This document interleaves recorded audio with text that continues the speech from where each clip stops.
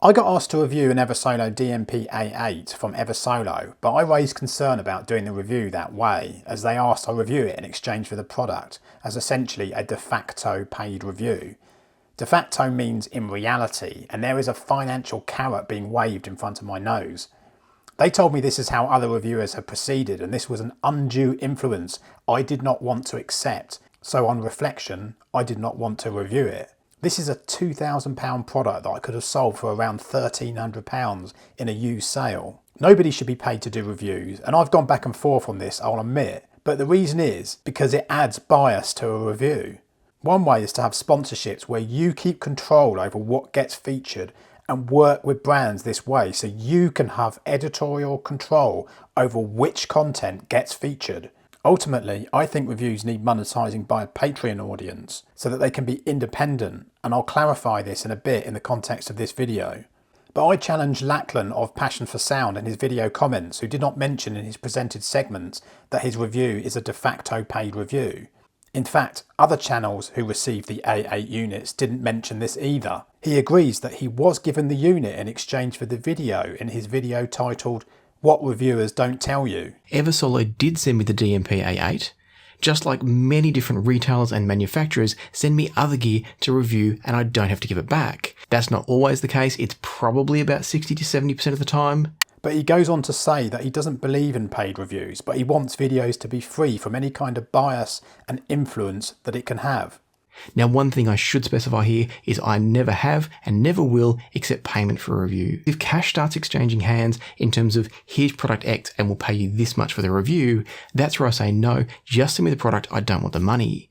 Now, I can't tell you if other people are doing the same thing or not. I know it's something that I hold very strong to, because I want every single video to be unbiased and as clear as possible from any kind of influence that it can have. Now, these two statements are incompatible because on the one hand, the product is given in exchange for the review as a de facto paid review, and then on the other hand, he doesn't believe in paid reviews or anything that could influence him.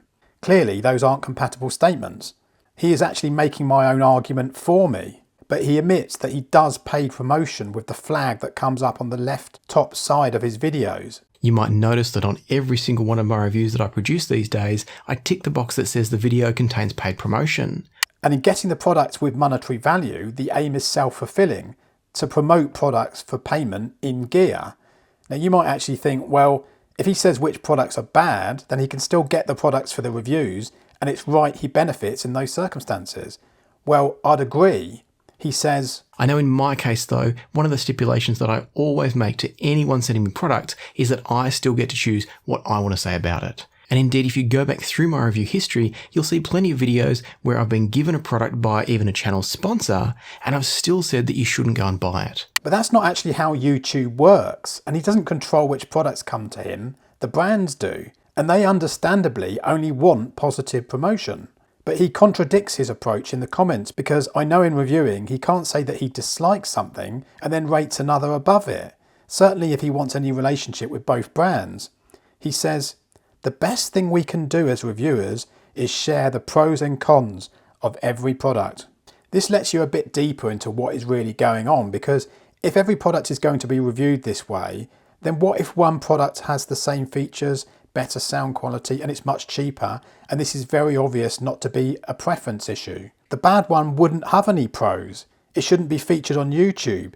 The reviewer would be fudging it if he did a pros and cons video on YouTube. So he's already set down the route that he wants to take, that products get some good mentioned about them, and by his model of paid promotions, as he makes clear, when in some circumstances there might be nothing good to say in the sense of a full proper review.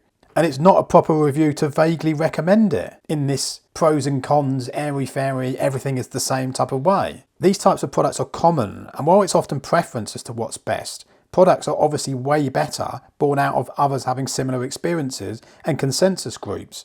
And boy, do you find that. This all means that the only way you can say which is the bad relative product that gets returned and not reviewed on YouTube is via Patreon. Patreon is also the way I can benchmark products as to what I rate is best when new gear comes along. And again, I'm not having to award product awards for brand money that could influence me. It enables chat and monetization with a smaller Patreon audience where I can continue with my aims. To be honest, you get absolutely everything even the inner tickings over of my brain.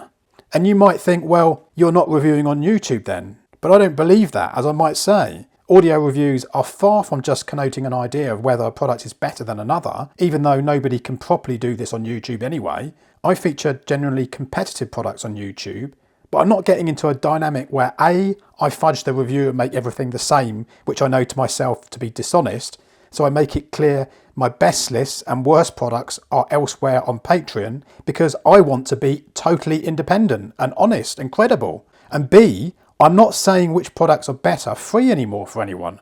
Nobody's free riding off me.